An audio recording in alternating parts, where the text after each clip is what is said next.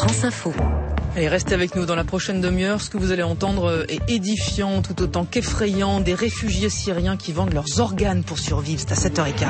France Info, le réflexe info. Bonne journée, bon réveil. Nous sommes le mercredi 12 novembre, il est 7h. Jean-Christophe Martin pour le journal. Bonjour Jean-Christophe. Bonjour Fabienne, bonjour à tous. La SNCF a-t-elle trop coupé dans les effectifs de surveillance des voies? C'est ce que suggère un rapport d'experts sur la catastrophe de Brétigny-sur-Orge. Et c'est une information France Info. Le détail dans un instant. Une première extraordinaire. Un robot va tenter de se poser sur une comète du jamais vu dans l'histoire de l'exploration spatiale. Également dans l'actualité, un accord au sommet sur le climat entre Pékin et Washington. Et la Coupe d'Afrique des Nations en territoire inconnu, puisque c'est officiel depuis hier. Ce ne sera pas au Maroc qui craint l'épidémie d'Ebola. Quelle réaction au Maroc justement? Réponse dans quelques minutes avec notre envoyé spécial en direct de Casablanca. La météo, il reste le Var en vigilance crue. Attention, les vigilances pluie, elles sont levées partout en France. Ce sera une journée plutôt maussade dans l'ensemble, Jean-Christophe, avec quelques éclaircies quand même. Surtout du côté de la façade ouest, les températures, elles tournent autour de 15 degrés. France Info. La responsabilité donc de la SNCF à nouveau mise en cause dans l'affaire du déraillement de Brétigny-sur-Orge. Et c'est une exclusivité France Info ce matin. La catastrophe a fait 7 morts l'an dernier. Les experts judiciaires ont déjà évoqué un réseau délabré. De nouveaux éléments apparaissent dans un autre rapport publié aujourd'hui. Il a été commandé par des élus franciliens du comité d'hygiène et de sécurité régionale de la SNCF. France Info a pu consulter ce document en détail. Il met en avant la réduction des moyens matériels et humains. Florent Guyotard.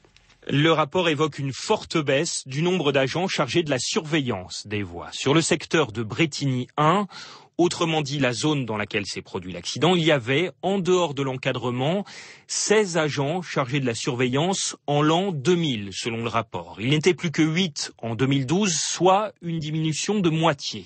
Sur un secteur un peu plus large maintenant, sur la zone Brétigny, Dourdan et Tampes, en 1985, on comptabilisait environ 150 agents de surveillance et en 2013, il n'était plus que 44, soit 3 fois moins, toujours selon les tableaux contenus dans ce rapport. Des agents donc beaucoup moins nombreux, même si récemment la SNCF a commencé à corriger le tir avec des recrutements supplémentaires. Autre point important, il concerne l'aiguillage sur lequel s'est produit le déraillement de Brétigny. Dès 2011, l'appareil de voie avait été identifié comme devant être remplacé, peut-on lire dans le rapport, mais son remplacement n'avait été programmé que pour 2016. Les auteurs du rapport s'étonnent donc d'un délai aussi long, 5 ans. Florent Guyotard. Il est 7h03 sur France Info. L'espace, dernière frontière, Capitaine Kirk, et cette première spatiale assez incroyable. Je suis sur la bonne trajectoire. C'est le message envoyé sur le compte Twitter de la sonde spatiale Rosetta. Elle a un compte Twitter et le message c'était hier soir. C'est un incroyable rendez-vous qui se prépare à plus de 500 millions de kilomètres de la Terre. La sonde européenne va tenter d'envoyer un petit robot se poser en douceur à la surface d'une comète. Si tout va bien, ce robot va se détacher de la sonde ce matin et se poser en fin d'après-midi à la surface de la comète. En cas de succès, la sonde pourra étudier le sol de cette comète pour répondre à une très vieille question. Les comètes ont-elles joué un rôle dans l'apparition de la vie sur Terre? En tout cas, cette mission est une première à tout point de vue. Philippe Godon, le chef de la mission Rosetta pour le CNES, l'agence spatiale française. C'est la première fois qu'on va atterrir sur un petit corps, que ce soit un astéroïde ou une comète. Donc c'est une grande première. La comète est d'un petit corps avec une petite masse, donc on est en microgravité autour de la comète. Et donc en vitesse relative par rapport à la comète, on est avec des vitesses extrêmement faibles, inférieures à 1 mètre par seconde. Alors on a quand même des détails au niveau du relief, des pentes, de la quantité de rochers présents, mais par contre on ne connaît pas la dureté de la surface. Et on ne sait pas du tout l'épaisseur de cette surface. Alors est-ce que ça peut être dur en surface, mou à l'intérieur, ou vice-versa? C'est quelque chose qu'on caractérisera vraiment une fois qu'on aura atterri. Philippe Godon, le chef de la mission Rosetta pour le CNES. Et pour savoir si ce petit robot est arrivé à bon port, il faudra attendre jusqu'à la fin de l'après-midi. Une nouvelle épreuve à partir d'aujourd'hui pour les victimes et leurs proches dans l'affaire des surirradiés d'Épinal. Avec l'ouverture à Paris du procès en appel, entre 2001 et 2006, près de 450 patients de l'hôpital d'Épinal ont été victimes de surdose de radiation pendant un traitement par radiothérapie. En première instance, les 2 anciens médecins et le radiophysicien ont été condamnés à 18 mois de prison ferme et une interdiction définitive d'exercer pour les médecins. Christine et Guylaine Levray sont respectivement l'épouse et la fille d'une victime de ces surdoses décédée en janvier 2012, quelques mois avant le premier procès. Il va falloir de nouveau ressortir tout le mal que le papa il a eu, tout le mal qu'on a eu nous-mêmes, pour être avec lui, pour le soigner, pour s'en occuper. Ça va être dur, ça va être des souvenirs qui vont revenir, des images. Ça a duré 6 ans, son calvaire. Fallait être vraiment à ses côtés, vraiment le soutenir. Fallait l'aider dans tous les domaines. C'est moi qui le changeais, même dans la nuit, de pauvre homme. Il aurait bien aimé y être au procès, mais malheureusement, sa santé ne l'a pas permis. Parce qu'il le disait. Ah oui. Il avait dit, je veux les voir en prison, je veux les voir en prison. La femme et la fille d'une des victimes de cette affaire des surirradiés d'Épinal. Le procès en appel s'ouvre donc aujourd'hui à Paris. Dans l'affaire Jouillet-Fillon, le troisième homme du déjeuner défend à nouveau la version de François Fillon. Antoine Gosset-Grainville, ancien collaborateur de l'ex-premier ministre, mais aussi de Jean-Pierre Jouyet, confirme ses premières déclarations de samedi faites à l'AFP. Il dément toute intervention de l'ancien premier ministre auprès de Jean-Pierre Jouyet pour accélérer des procédures judiciaires contre Nicolas Sarkozy. France Info.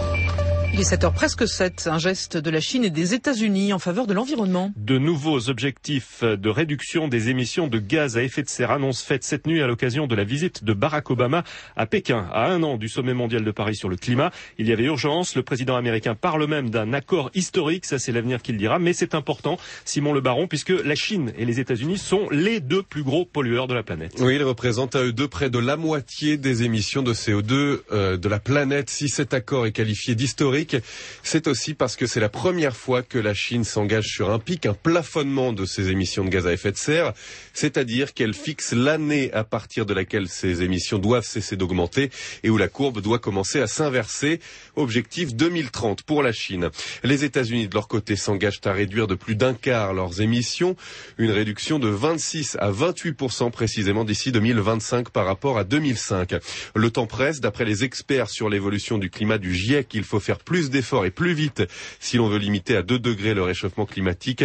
La conférence des Nations Unies sur le climat à la fin de l'année prochaine à Paris doit justement permettre de parvenir à un accord pour éviter la catastrophe. Simon Le Baron, reste à savoir si Barack Obama, qui vient d'être battu aux élections aux États-Unis, aura les moyens d'imposer cet accord à ses opposants. Pas évident à en croire les premières réactions dans le camp républicain qui dénonce déjà à nouveau une bataille idéologique contre le charbon. Et puis, à 2 mois de son coup d'envoi seulement, la Coupe d'Afrique des Nations doit trouver d'urgence un pays hôte. Elle n'aura pas lieu au Maroc, qui en est privé pour avoir demandé le report de la compétition à cause d'Ebola. Le Maroc qui est en plus disqualifié. Décision annoncée hier au Caire par la Confédération africaine de football. Direction tout de suite le Maroc avec l'envoyé spécial de France Info, Mathilde Lemaire, en direct de Casablanca. Mathilde, on s'y attendait à cette décision, mais c'est quand même un choc pour le Maroc et pour les supporters marocains.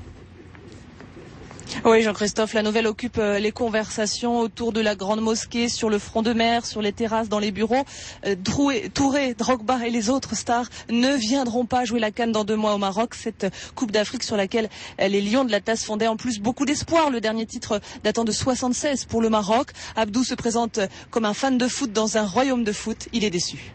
C'est vrai qu'on a été surpris par cette décision. La fête n'aura pas lieu et en plus on a été exclus, disqualifiés plutôt. J'arrive pas à comprendre sur quoi elles se sont basées. Surtout, je dirais c'est une injustice, une tristesse, une grande tristesse quoi. Beaucoup de Marocains ici à Casablanca en veulent à la Confédération africaine de football. Une mafia, disent certains. Une mafia qui ferait passer les intérêts économiques avant les précautions sanitaires face à Ebola. Shafik, 60 ans, se réjouissait de cette grande fête du sport, mais il approuve la fermeté des autorités. Pour lui, non, elles ne font pas de zèle. Le sport, c'est bien, mais la santé encore, c'est mieux. La santé des gens avant tout. Le roi, s'il a pris la décision qu'on ne joue pas ici au Maroc, je suis entièrement d'accord. C'est plus sage pour nous, ouais. On a peur, la maladie, Ebola et les hôpitaux chez nous, je pense pas qu'ils sont assez capables comme en Europe. L'équipe marocaine de football et les clubs marocains s'attendent à des sanctions peut-être sur plusieurs années après ce désistement. Les pénalités de remboursement, les investissements devenus inutiles. Le pays qui se retrouve au banc du football africain va y perdre au moins 20 millions de dollars. Mathilde Lemaire en direct de Casablanca. Et la question maintenant, quel pays pour remplacer le Maroc? Dans les coulisses, 3 noms sont évoqués, le Nigeria, mais surtout le Gabon et le Ghana. Et même l'éventualité d'une première, une Coupe d'Afrique des Nations qui se tiendrait ailleurs qu'en Afrique. Mais là, rien n'est encore décidé. Ça va se faire dans les jours ou les semaines qui viennent. Et c'était le journal de Jean-Christophe Martin. France Info, 6h, 9h, Fabienne Synthèse. Expliquez-nous dans un instant avec Gérald Roux, on parlera d'intifada entre Israéliens et Palestiniens. En attendant, voici la météo. France Info Météo, avec CIC Banque Privée. Banque privée du dirigeant d'entreprise. Construisons dans un monde qui bouge. Élodie Calac de Météo France, ça va beaucoup mieux dans le sud, Élodie, mais vous nous annoncez des pluies à l'est. Oui, il y a toujours des pluies sur l'est du pays. Un peu de patience, ce sera bien plus sec demain. Du nord-est, en descendant vers la vallée du Rhône, la Côte d'Azur et la Corse, le temps est encore perturbé avec des pluies. Elles s'accompagnent parfois d'un orage en Méditerranée, mais c'est tout de même beaucoup plus calme que ce qu'on a connu précédemment. Cet après-midi, les pluies vont se décaler à l'est du Rhône. Elles seront moins marquées dans le sud-est. Rassurez-vous, la journée de demain sera bien ensoleillée. Sur le Roussillon, le soleil va s'installer dès ce matin et gagner le Languedoc en effaçant les pluies de ce matin. Du nord et du bassin parisien au massif central, c'est bien encombré avec quelques averses. Cet après-midi, le ciel retrouvera des couleurs. Plus à l'ouest, vous avez davantage d'averses, mais également vous aurez davantage de soleil. Ce matin, il fait doux, souvent 7 à 11 degrés, jusqu'à 14 degrés sur les côtes, 16 pour la Corse, parfois un peu moins tout de même près des Pyrénées, dans le massif central. Et puis cet après-midi, vous aurez 11 à 15 degrés, 15 à 18 sur la façade ouest et jusqu'à 19 degrés pour la Méditerranée. Élodie Calac en direct sur France Info. Merci beaucoup, à tout à l'heure. Et ça s'appelle Expliquez-nous. Bonjour Gérald Roux.